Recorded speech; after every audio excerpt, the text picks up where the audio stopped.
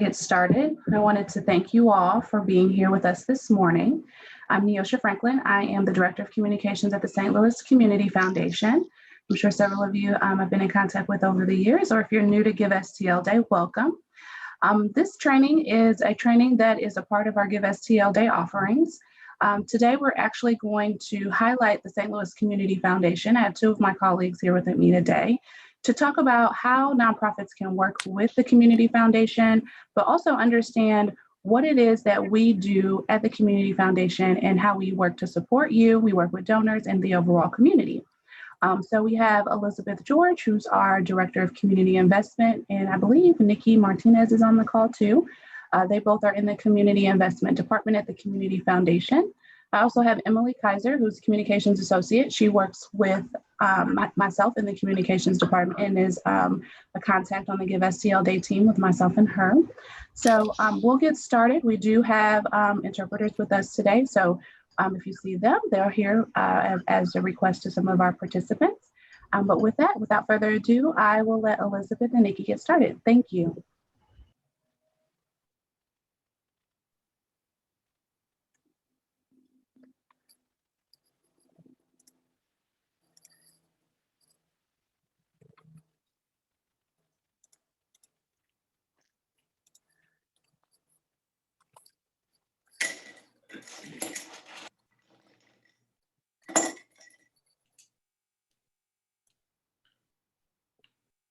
Elizabeth, I believe you might be on mute if you're talking to us.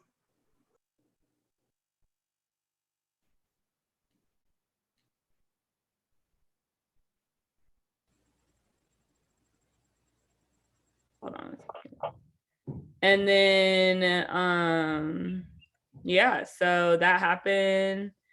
And, oh crap.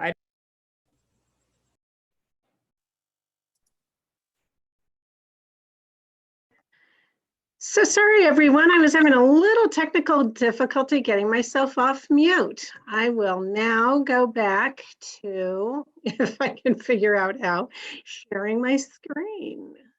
So good morning and welcome. Do you want me to share my screen? Would that be easier, or are you? No, I've got it.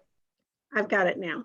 Thanks, Nikki. I'm really happy to be with you this morning. Thank you so much for putting up with my lack of technical ability here. So again, I'm Elizabeth George. I'm the Director of Community Investment here at the St. Louis Community Foundation, and I've been with the Community Foundation for 3 years and pulled in a special appearance from a guest presenter, not originally on the agenda, and that's Nikki Martinez. Nikki, do you want to say hello? Hi, my name is Nikki Martinez. I am the Community Investment Manager, and I've been with the Community Foundation for just over a year. And before that, I was in nonprofit, and I have worn many, many, many hats in nonprofit as a social worker and program manager and all sorts of things. Great.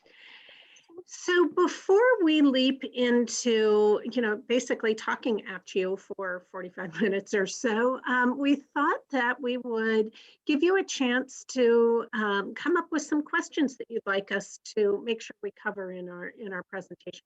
So we're going to, Emily's going to break you out into groups of 6, I believe. And so we suggest doing really quick introductions and then as a group, come up with one question regarding the St. Louis Community Foundation that you really want to make sure we cover today.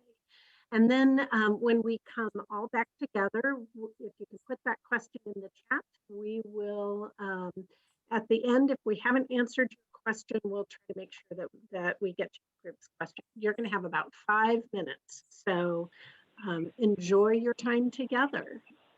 Okay, just 1 second, please. Making sure I have everyone. Okay.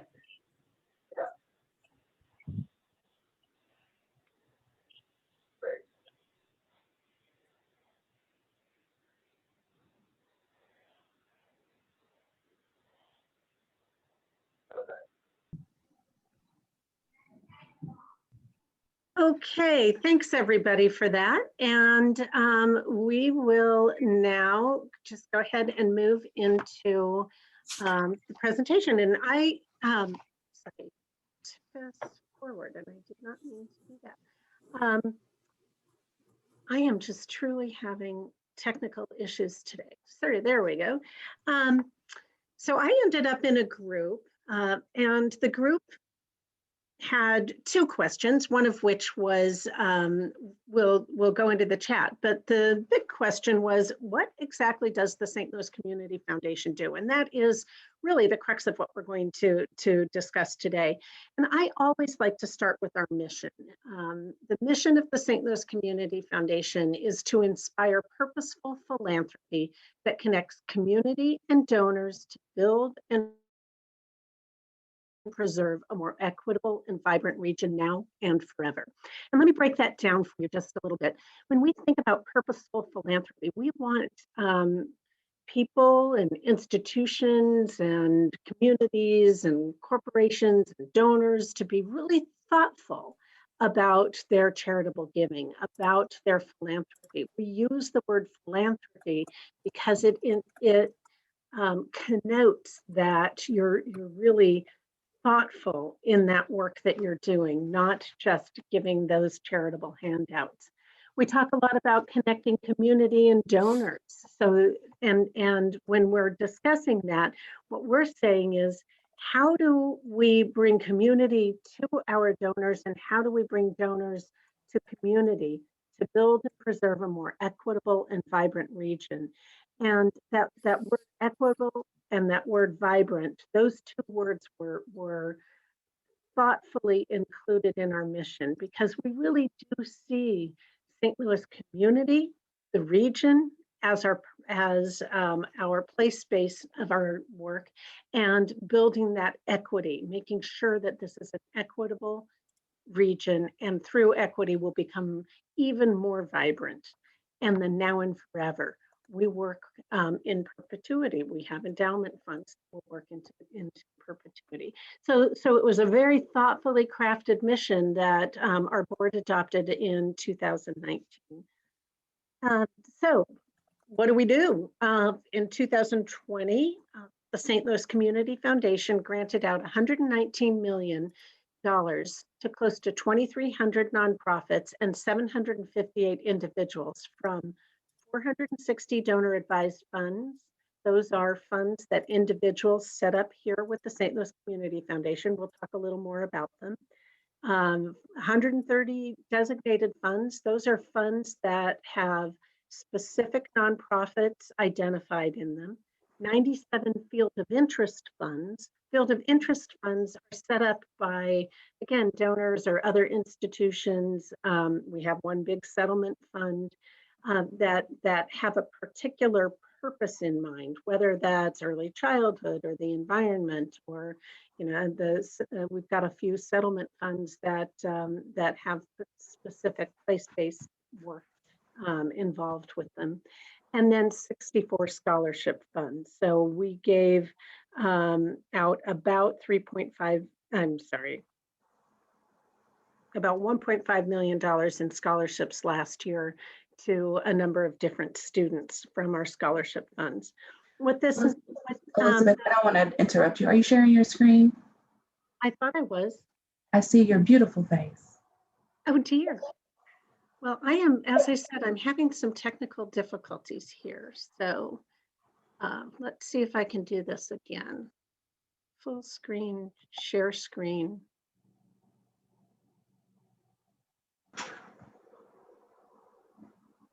From current slide. There we go. There we go. Thank you. Okie doke. So as I was saying, what these numbers don't include is that we gave about 6,400 individuals emergency grants last year due to COVID. And those came out of our Gateway Resilience Fund for the hospitality industry, or for workers in the hospitality industry who had been laid off from their jobs. Cardinals Care set up a fund for their stadium workers who weren't going to be working because there weren't going to be games. And from the Regional Arts Commission for grants for out-of-work artists. And that was another $3.5 million to, as I said, about 6,400 people. So we're going to have a history lesson, I hope you'll bear with this because I think this history is really important to understanding who we are today and how we work today. In 1913, Woodrow Wilson was sworn in as president. And in the same year, the 16th Amendment was ratified, allowing for federal income tax. And with that, the Congress passed the Revenue Act, which exempted charitable organizations from paying federal taxes. So that's how we became nonprofit institutions or organizations, all of us here.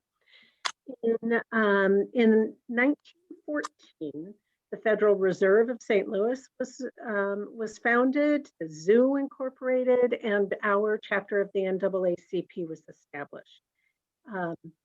And also in 1914, in December of 1914, the Cleveland Foundation became the nation's first community foundation.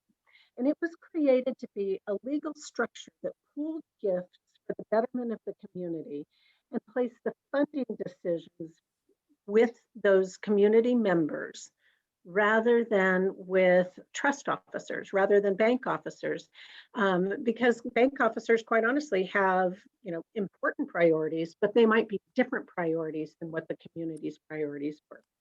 So community foundations were seen as a unique tool that could take risks to support solutions for pressing issues facing that community at that time, while also through trust, through endowment, be able to preserve resources for challenges in the future. So that's sort of how community foundations came to be. And in January, I made his smoothie when I get back. Okay, could everybody please mute? If Oh, you're not, walking in, come back and get my okay. that, In 2015, the St. Louis Community Trust was chartered. Also in 2015, I'm sorry, that's an aside. We know that the Sisters of Loretto started Webster College at the same time as the Community Foundation was started. But what happened then was really interesting. The St. Louis Community Foundation was started and held by trusts. And again, there was a sense of, the bankers that held the trusts almost saw us as competition, right?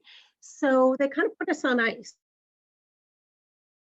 I have this image of the St. Louis Community Foundation being like, for those of you who are Harry Potter fans, down in the basement of Gringotts Bank, down that deep, dark elevator that you have to go through to get down to where the St. Louis Community Foundation was.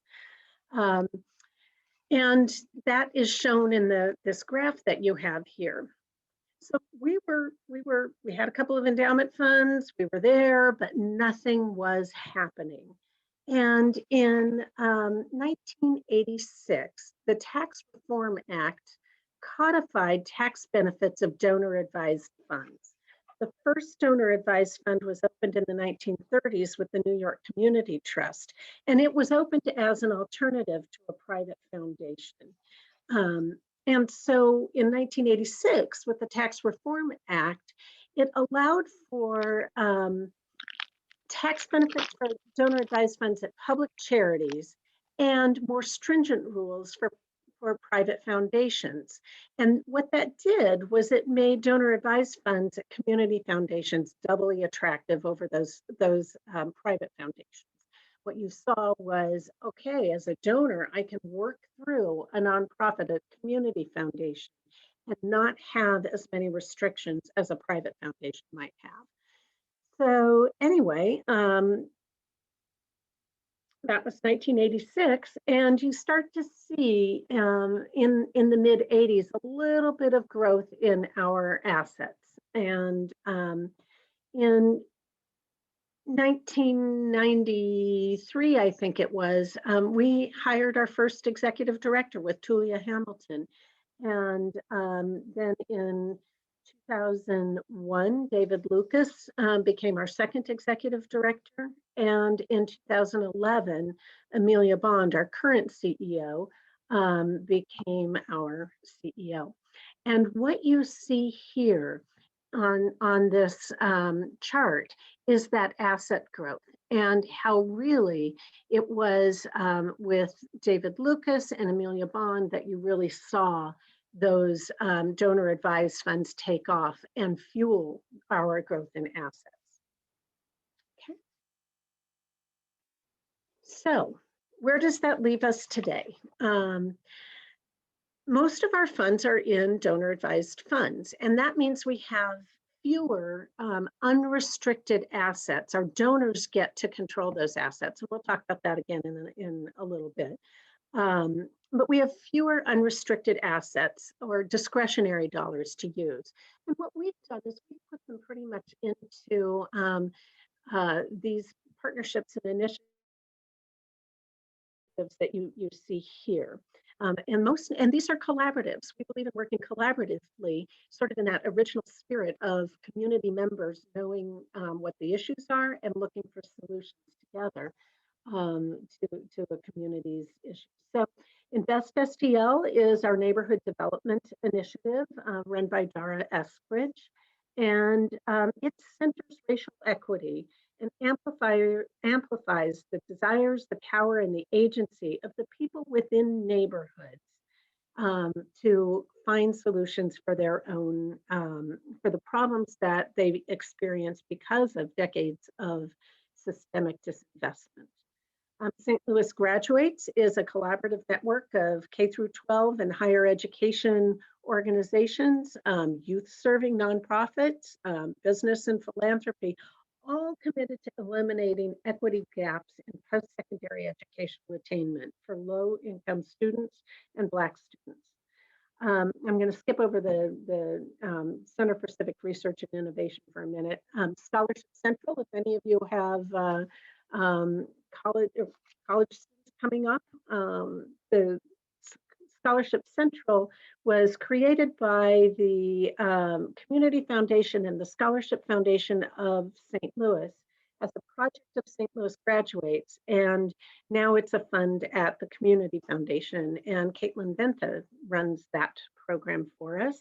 It's a centralized portal and application tool for more than 100 scholarships and interest-free loans, the majority of which are for low-income and first-generation college students. And since its inception, over $50 million has flowed to 10,000 students through Scholarship Central. So we're very proud of it. The Center for Civic Research and Innovation, we're not sure we really should leave it on our list because they are moving over to Greater St. Louis Inc., the new initiative there, or the new organization there. But they were incubated with us and we love them, so I left them on the list today. But CCRI collects, provides, and analyzes data for local entities and nonprofits that might not have the resources or the capacity needed to do their own research. So if you've got that big old outcomes project that you want to get done, or that evaluation project that you want to get done, give David Leipold at CCRI a call and he'll be happy to help you. And then there's Give STL Day. And you guys know all about that. I think Neosha and Emily are taking good care of you with Give STL Day. And one of the things that you could hear with the initiatives that we've been working through, and then you can see with our sample partnerships and the coalition building that we've done, is that we really are centering equity in this work that we do. We really want to make sure that as we move forward, the partnerships, the coalitions that we work on are living into or leaning into that part of our mission that says we're building a more equitable and vibrant region. So you can see here just a sample of some of the partnerships that we've been involved with. Okie doke. So who do we serve? We have many different audiences, as do most of you. Our first key constituent is our donors. And because we are so heavily funded by donor-advised funds. For the past 30 years, the focus of the Community Foundation has been on serving those donors. And if you think about our work as a pyramid, our CEO likes to say that our donors are at the base of that work and that the community is at the apex. So community is really where we're striving. Donors serve as the basis of the work that we do. And to work with our donors, oftentimes we are working with their professional advisors. Our giving strategies or our business development department really focuses on those wealth advisors, their attorneys, the accountants, or the family office staff that help people make decisions regarding how to grow and how to use their wealth. And that includes their philanthropic giving. So we're often in conversation with professional advisors regarding how to help their clients be more philanthropic. The community, the community is one of our key, well, for Nikki and me probably is our key audience. And through our discretionary dollars, even though they're limited, we really do strive to meet the needs of the community. We have a number of competitive grant programs Nikki's going to talk about a little later, and we have those key partnerships and coalition building efforts that we talked about previously, and of course, Gives Day. Just a few examples of some of the community work that we've done over the last few years include the Bridgeton Landfill Community Project Fund that focuses on the health, the environment, and I lost what the third was, and public safety in the area around the Bridgeton landfill. Our Census 2020 Pooled Fund, the COVID-19 Regional Response Fund, and our multi-year contribution to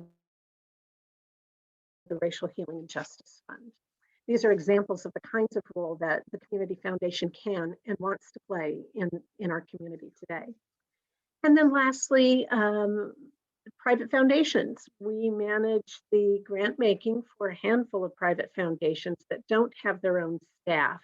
And as each one of these foundations has their own board of trustees, many of whom are family members, we really have little authority over the strategic direction of these foundations, though we do have some ability to direct their attention to the appropriate nonprofit organizations for the mission of that particular private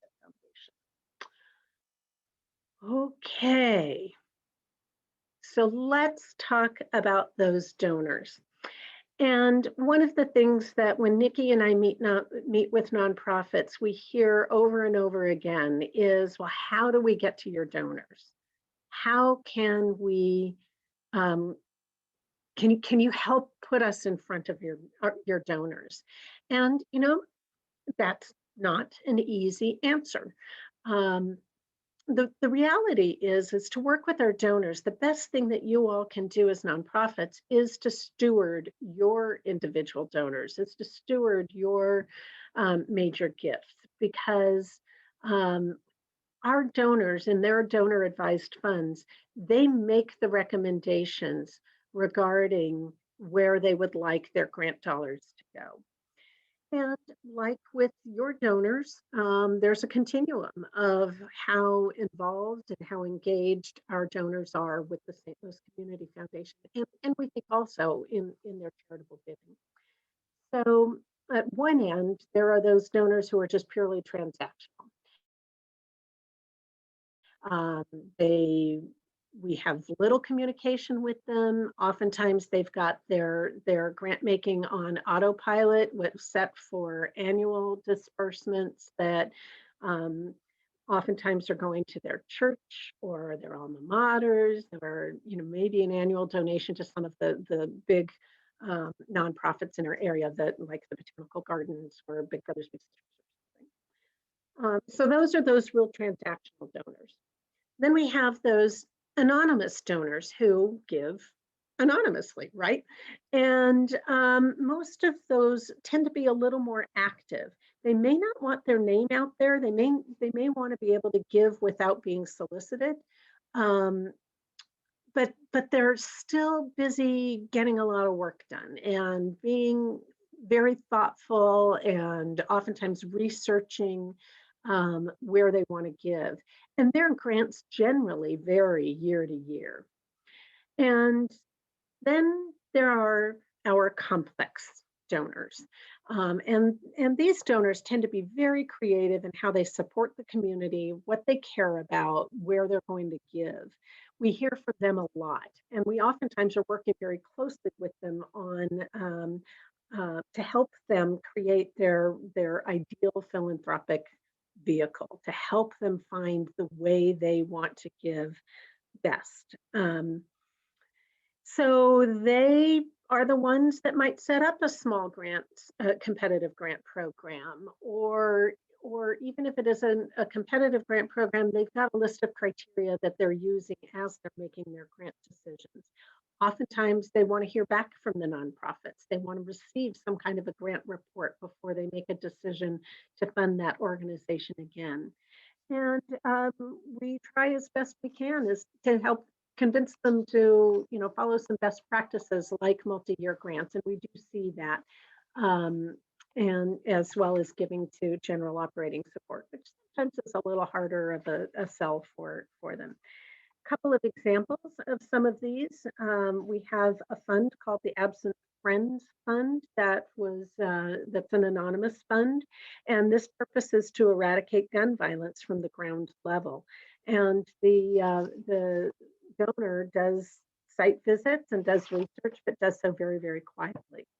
The second example is our Gateway Resilience Fund, that fund that provided, $2 million or $2.1 million to out of work hospitality industries. It was started by a donor who quite honestly owns a restaurant and was really worried not just about the donor's employees, but also the industry as a whole. And so provided a short-term monetary, started that fund that then went out and raised a bunch of other dollars. So it's a little bit about how our donors work. We also have corporate donors, and we handle the philanthropic gifts of a number of companies and corporations in the name of that business. One example is we do a little project for BJC every year called the BJC Gives Back, where their employees nominate a nonprofit organization, and it's usually something they have some kind of a connection with. And we work with the BJC Foundation to make recommendations as to which of those nonprofits will receive those small grants.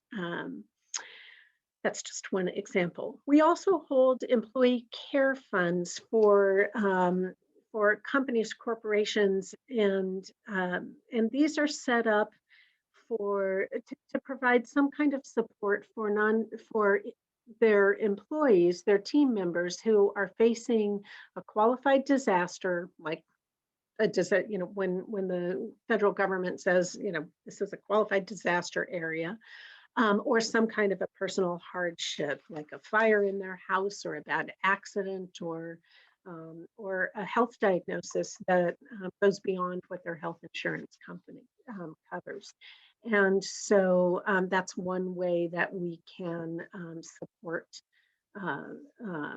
companies in trying to support their employees. And finally, sometimes organizations like Ameren did during the fall for COVID relief, they set up a fund that both the employees and Ameren and the company could contribute to, and once they had a big old challenge grant, and once that challenge was over, we worked with the Ameren leadership to determine where those grants would be made. Very quickly, a couple other roles we can play. We sometimes are a fiscal sponsor for organizations, and these are generally organizations that either are in the process of becoming their own 501c3 and need to have a place to hold funds for a little bit, or they're a particular project or a program that will that has an end to it. So on the right, the picture on the right is the regional response team, and that's a 3-year project. And at the end of the COVID-19 regional response team, and at the end of the 3 years, they'll make the determination whether they'll disband or whether they'll morph into their own nonprofit. So that's one way we can serve a new nonprofit so that they can receive charitable gifts, and the donor can receive that tax exemption. And then we hold a handful of nonprofit endowment funds. These are mission driven. You know, sometimes a nonprofit wants to start an endowment fund and they will look to us to hold that fund for them. We are mission driven, and we are a little bit less expensive on endowment funds than some of our other financial institutions. And so people choose to come to us and we have good returns. So that's one reason why nonprofits might think to come to the Community Foundation for an endowment fund. And lastly, Neosha wanted me to, and then I'm going to turn it over to Nikki. Neosha wanted to make sure that we talked a little bit about our role as a convener. We take a lot of pride in this work. So in 2019, under the leadership of the Missouri Foundation for Health, we served as the backbone for the St. Louis Census 2020 Fund. It was a pooled fund of 10 different funders that came together to ensure a full census count for our region in 2020. The Census Fund provided grant dollars to nonprofits to reach those hard to count individuals, hard to count communities, such as people of color, the unhoused, and low-income individuals. And as you know, this is really important because the census count is the basis for federal funds flowing into our state and into our region, as well as redistricting, which we're talking about these days. Secondly, the Regional Response Fund. This fund raised $6.8 million to ensure an equitable response to the COVID-19 pandemic.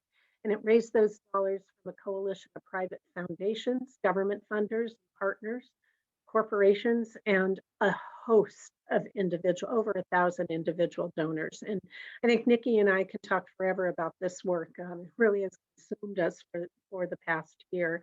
And the purpose was to support those nonprofits that are supporting the people most impacted by the pandemic, and in particular, our Black and Brown neighbors. And as I said, I could talk forever about that, and I'd be happy to answer questions about that, but in the interest of time, we'll keep moving. And coming soon, as you see here, we have a new initiative. It's the Black Communities Investment Initiative. The request for proposal will be going out relatively soon. And this was seeded with a $1 million grant from Facebook for Black communities, the priority for Black-led nonprofits. They selected 20 community foundations around the country for a $20 million nationwide investment.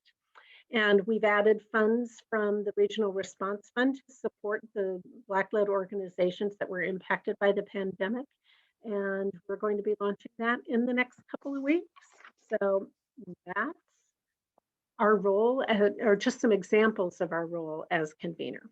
I'm going to turn it over to Nikki to talk about grant programs. Thanks, Elizabeth. So I'm going to talk about our individual grant programs, which I think most of you are very interested in learning about. I'll kind of give a little bit of background in terms of grant making versus donor advised funds from my perspective, and how I kind of like to talk to nonprofits about that. Donor advised funds, again, that's stewarding a donor who is committed to your organization and continuing to keep that relationship alive. Grant making is a little bit different. I really view it as an investment. These are donors who are looking to make this process a little bit more involved. They want to get more information. And in most cases, these are people that have had quite a bit of success in business. So they understand what they want to invest in. And those are very important when kind of looking at grant making and writing a grant to think about it as an investment. So the first fund that we have is the Bridgeton Landfill Community Fund, Project Fund. This came out of a settlement with the landfill and the Bridgeton community, which many of you are probably familiar with from the news. If you are not familiar with it, I highly recommend Googling it. There's a lot of information out there. This was again, a court settlement. And so we have about a $12.5 million fund that we have been dispersing over some time. This is time limited, so it's really important that we get these funds out based on how the court has ordered us to do so. Those have really focused on the safety of the community, the health of the community, the mental health of the community, and also adding some green spaces. We've completed those first 3 initiatives and are really excited to move on to this health initiative and build out some really important, hopefully long-lasting pieces for access to health for that community. We aren't currently accepting applications for that at this time. The Charles Foundation, this is a very focused foundation. They look to serve older persons that are living in South City or South County, and their intention is to make sure those individuals can either age in place in their homes or in assisted living facilities. So those are, again, very, very targeted. That process usually happens in December and is a pretty standard application. It is public. It will be on our website and publicly listed on our application page. The Chiron Fund, this one's open now, and we're really excited about this one. This is only the 2nd year that these donors have engaged in this grant making process. They are anonymous donors, and they have put together a team of friends and family who are also kind of aiding in this process as well. And I cannot emphasize enough how skilled these individuals are and how much they know about nonprofit and how much they know about quality nonprofit programming. This year, they're focused on access to mental health, whether that be community-based organizations that are looking to partner with mental health organizations to make sure that their clients get access to those quality services, or whether or not a mental health service provider is looking to pair with that community. But again, this is very community focused and very, very focused on quality and outcomes. The Gateway Regional Environment Fund. This one's hopefully opening next week. We are putting the final touches on that in our system. This is a unique fund, I think, because a lot of our other funds will focus on the needs of individuals' basic needs, mental health, physical health. And this one focuses on the environment and reducing the carbon footprints of individuals and communities. So these donors are, again, anonymous, and they're looking for, they're really looking to invest in innovative programming that will help reduce the carbon footprint and have a long-lasting impact in the St. Louis area and worldwide. The Guy B. Jaffe and Judy Schwartz Jaffe Charitable Foundation, that's a mouthful. We usually say the Jaffe Foundation. They are also new. This is their first year in grant making. They are public and are very excited to kind of engage in this work for the first time. Their focuses are really on job creation, community development, and those workforce development pieces that lead to actual job creation or long-lasting jobs. They also have an interest in cultural arts. Their grants are a little bit smaller, around $5,000, but they just completed their first year and are excited to jump into 2022, I think, as soon as they wrap up all of these pieces for 2021. The Spirit of St. Louis Women's Fund. This is a unique fund because we are really more the convener for them. They are a group of well over 100 women who invest money every single month into this fund. And then at the end of the year, they they make grants. So it's a pretty long process. They focus very much on smaller organizations. I would look towards this opening around September. And I would also look onto their website. They have their own website. You can Google Spirit of St. Louis Women's Fund. And they give you all the information you need to sort of prepare to apply for the next year. And I would look for this probably in September, and it will be on our grants management page. That's our main role with them, is making sure that their process runs smoothly with all 100 women that are working with them, and then the 250 applications that they receive a year. Occasionally others. I can't emphasize this enough to kind of keep in touch with us. We like to talk to everyone, annually at least, because things really do change. Our donors change their priorities. Sometimes we'll have new donors. Since I started at the foundation just over a year ago, we've opened up several new funds and several new grant making opportunities. And those have evolved quickly and really organically. And again, I can't emphasize enough that could definitely change, and we could have more opportunities this time next year. And I certainly hope that we do, because this work is so rewarding and so fun, honestly, on my end. These are the private foundations that we work with. We don't manage their assets, but we do manage their administrative and grant making process, because for them, which happens, they do quarterly grant making, all of them. So it's a big undertaking. We also manage all of their board meetings and things along those lines. The Burgess Family Foundation and the Pettis Foundation are by invite only. The Burgess Foundation focuses on STEM education, access to that, youth developments, Our Heroes, which is in reference to veterans and first responders, and then they also have a cultural engagement piece. I can't emphasize enough how much this Family Foundation is focused on outcomes and working with organizations that have at least 5 years of outcomes to sort of establish that their programming is successful, and the Burgess Foundation is making a wise investment. The Pettis Foundation is another family foundation. I love them. They're the most, I think, engaged in the St. Louis area, but the least connected physically, because they don't live here for the most part, the trustees. They know St. Louis, and they know what the immediate needs of St. Louis are. All through the pandemic, I woke up and I was confident that these trustees knew more about what was happening in the region than I did. And they were responsive to that. Their focuses are really on education and workforce development. And they will, again, by invite only. And this year, they will probably focus on organizations that they have worked with in the past. But they're always interested in learning more about what's happening in St. Louis and absorbing information. So we would love to look at information on that. And the Episcopal Presbyterian Health Trust. This is an open application process. It's open on our grants management website now. And they do quarterly, first, second, and third quarter giving, very focused on health and mental health and access to health and mental health services in the city of St. Louis, and also those sort of outer, inner ring suburbs is where they focus. I will say about EPHT, as we refer to them, they've been inundated with applications over the last year and a half. They've had a lot more volume than they have seen in the past because the need is a lot greater.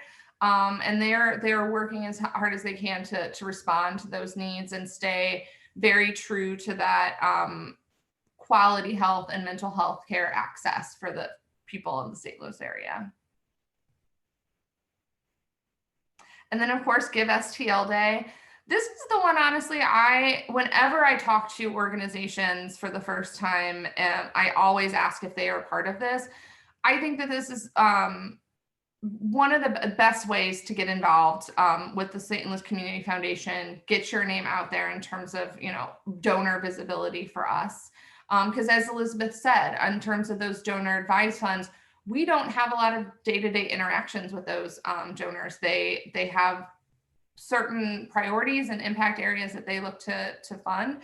And Give STL Day is one of those opportunities for them to go to a very central place and say, what else is happening in St. Louis? Like, what else is a need in this area that I have not tapped into? And it's also a great opportunity for people like us to invest in nonprofits. I love Give STL Day. I can give myself a budget. I can find new nonprofits to donate to and kind of learn a little bit more. And it's kind of a challenge to me now to learn a little bit more about nonprofits during this campaign. So I always encourage participation in Give STL Day. Oops. Oops. Okay, so now we are open up for questions. And Emily, do you want to shoot us question or call out questions? Yeah, I sent them to you in your chat, but I can read them out if you would like. That would be great. Okay, so some of the questions we got from the group, we were wondering how to better utilize the resources of STLCF, how to get on the radar of various donor advised funds, etc.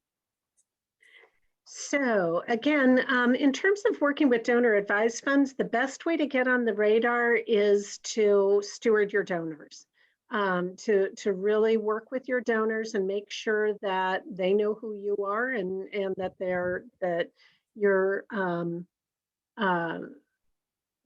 you're taking good care of them. In terms of other donors who you'd love to get to know the 450 other donors that we have as with donor advised funds, it's a little tricky because again, for those donors that are more transactional, there's not much we can do to help you get on their radar.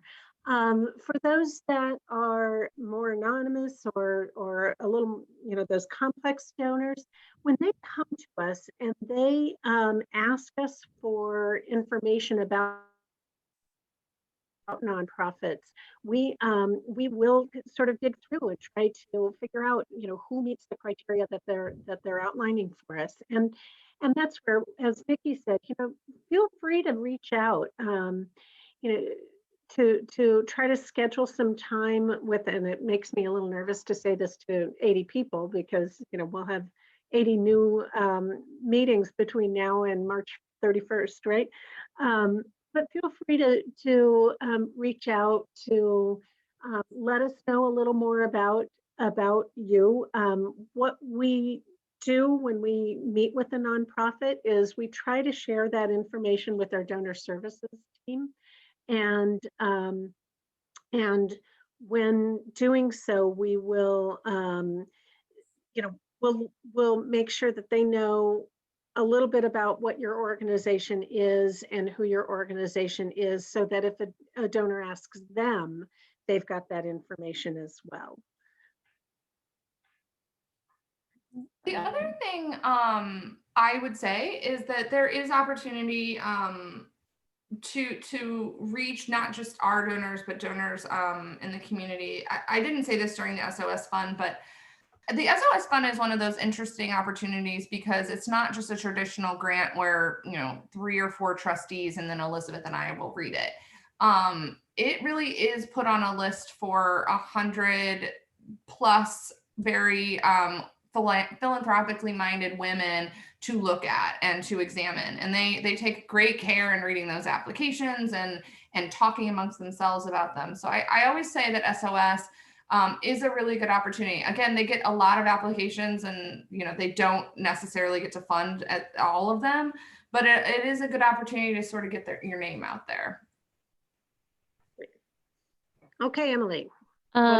So I see a couple questions about just connecting with the St. Louis Community Foundation in general. This one says, what is the best way to engage the St. Louis Community Foundation with our specific mission outside of the normal channels, i.e. Instagram, email, foundation, RFPs?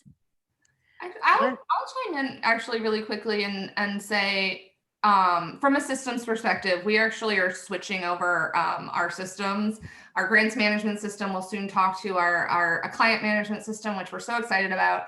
And one of those things that will allow us to do is have a better and more centralized access to your marketing materials. Right now, Elizabeth and I have them filed in a box, like alphabetically in our office, which is great, but not everyone has access to them, especially during COVID. It's like, oh, we want to be able to provide these. So I think as we switch over to this new system, we will have an opportunity to put something in its place and have everyone in the office have access to it at the same time, whether they be in the office or at home. So providing those and making sure we have updated materials annually is really helpful and will be really helpful ongoing. And as first of all, I think the best group ever came up with that question, but that group also was very clear in saying, we know you can't go to every nonprofit's event, and that with a small team, it's really hard to stay on top. And again, as Nikki said earlier, don't be afraid to reach out to us. Don't be afraid to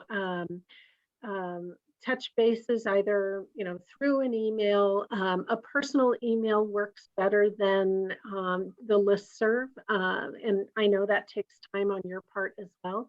And on occasion, these days we've been doing a lot of Zoom meetings or phone calls, but once we're able to, Nikki and I love field trips. So we can't do a site visit at every nonprofit in St. Louis, but we do try to come out and see you when we can. So I think we've got time for one more question. Is that right? And I'm going to put Nikki's and my contact information up on the screen. I think I'm going to. Okay, it looks like we got one more question. What shifts are you seeing in the philanthropic community / donor interest over the last year and a half with COVID? Do you believe any of these changes will stick for the long term? That is a fantastic question. The Chronicle of Philanthropy just came out with an article that talked about how we saw a shift towards basic needs and recognizing that without food, without shelter, without clothing, without those basic things, people really can't move forward. And that includes employment, I should say. And, for a long time, basic needs weren't getting a lot of funding. And so seeing that, it'll be interesting to see how long that lasts and whether donor fatigue sets in when it comes to providing basic needs. The other thing is among institutional funders, among the other foundations that we work with, we saw people move to shorter grant applications. We saw